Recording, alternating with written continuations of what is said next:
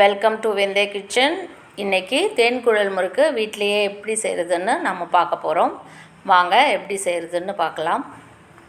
குழல் முறுக்கு செய்கிறதுக்கு முதல்ல 2 கப்பு அரிசி மாவு, பச்சரிசி மாவு. எந்த அரிசி, கடையில் இடியாப்ப மாவு இல்லை கொழுக்கட்டை மாவு எதுனா எடுத்துக்காங்க. இது வீட்டிலேயே அரைச்ச மாவு. பச்சரிசி நல்லா கழுவிட்டு காய வச்சு நல்லா அரைச்சி எடுத்துருக்கேன். 2 கப்பு மாவு எடுத்துருக்கேன். அதே கப்பில் 3/4 பங்களவு வறுத்து அரைச்ச உளுந்து பொடி அதை சேர்த்துக்காங்க. 1/4 கப்பு பொட்டுக்கடலை, இதையும் லைட்டாக வறுக்க வேண்டிய அவசியம் இல்லை, அப்படியே கூட அரைச்சிக்கலாம். இது 1/4 கப்பு பொட்டுக்கடலை மாவு, அதையும் சேர்த்துக்கோங்க. சேர்த்துட்டு அது கூட தேவையான அளவு உப்பு, அவங்கவுங்க தேவைக்கேற்ப சுவைக்கேற்ப உப்பு சேர்த்துக்கோங்க. 1 ஸ்பூன் கருப்பு எள்ளு, கொஞ்சமாக ஓமம் சேர்த்துக்கலாம். நீங்கள் சீரகம் வேணுனாலும் சேர்த்துக்கலாம். கொஞ்சம் இந்த மாதிரி க்ரஷ் பண்ணிவிட்டு அதுக்கப்புறம் ஓமம் சேர்த்துக்கோங்க. சேர்த்துட்டு அது கூட நாம் இப்போ எல்லா மாவையும் நல்லா மிக்ஸ் பண்ணி விட்டுருங்க. நல்லா மிக்ஸ் பண்ணிவிட்டு கட்டிக்கு இல்லாமல் மிக்ஸ் பண்ணிவிடுங்க.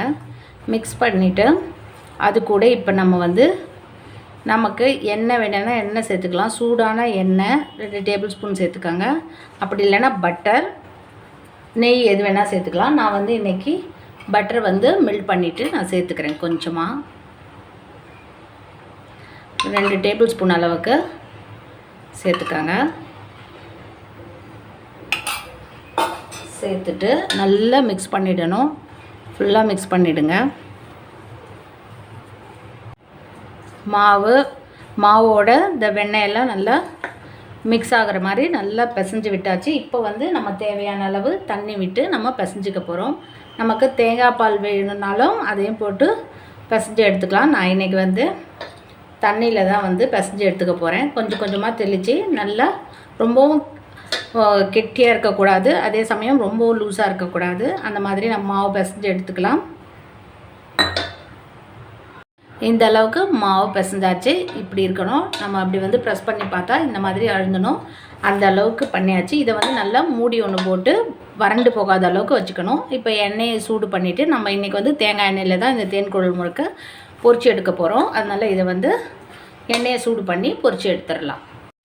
தேன்குழல் அச்சில் நம்ம மாவை போட்டாச்சு. நமக்கு தேவையான அளவுக்கு மாவு வச்சுட்டு இந்த மாதிரி ஒரு தட்டு, சின்ன சின்ன தட்டு, கரண்டி, இதில் எல்லாம் நம்ம நெய்யோ இல்லை எண்ணெயோ தடவி வச்சுருக்கு. அதை நம்ம இப்போ இதில் விட்டுட்டு நம்ம பொரிச்சு எடுத்துக்கலாம். இப்போ எண்ணெய் சூடாக இருக்குது, அதில் நம்ம போட்டு எடுத்துடலாம். மீடியமான ஹீட்டு வச்சுக்கோங்க. நம்ம ஸ்ட்ரைட்டாக வேணும்னாலும் பிழிஞ்சு விட்டுக்கலாம்.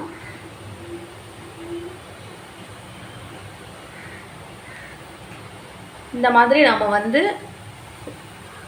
அப்படி குழிவாக இல்லாமல் கடாயை எடுத்து இந்த மாதிரி அகலமான கடாயை எடுத்தோம்னா நம்ம ஈஸியாக பிழிஞ்சு விட்டு நம்ம முறுக்கு சுடுறதுக்கு ஈஸியாக இருக்கும்.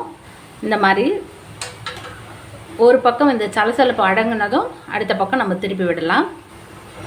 முறுக்கோட சலசலப்பெல்லாம் அடங்கிடுச்சு. முறுக்கெல்லாம் ரெடி ஆகிடுச்சு. இந்த கலர்லேயே எடுத்தாலே சூப்பராக இருக்கும். எடுத்துடலாம்.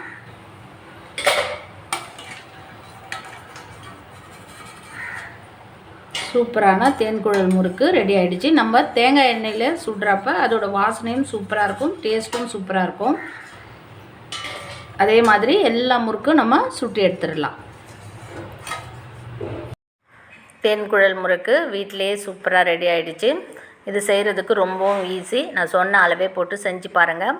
இதோட டேஸ்ட்டு சூப்பராக இருக்கும். பண்டிகை நாட்களில் இந்த முறுக்கு செய்கிறது ரொம்பவும் நல்லாயிருக்கும். நீங்கள் வீட்டில் எல்லாருமே ட்ரை பண்ணி செஞ்சு பாருங்கள். இந்த டிஷ் உங்களுக்கு பிடிச்சிருந்தால் நீங்கள் லைக் பண்ணுங்கள், ஷேர் பண்ணுங்கள், மறக்காமல் சப்ஸ்கிரைப் பண்ணுங்கள். தேங்க்யூ.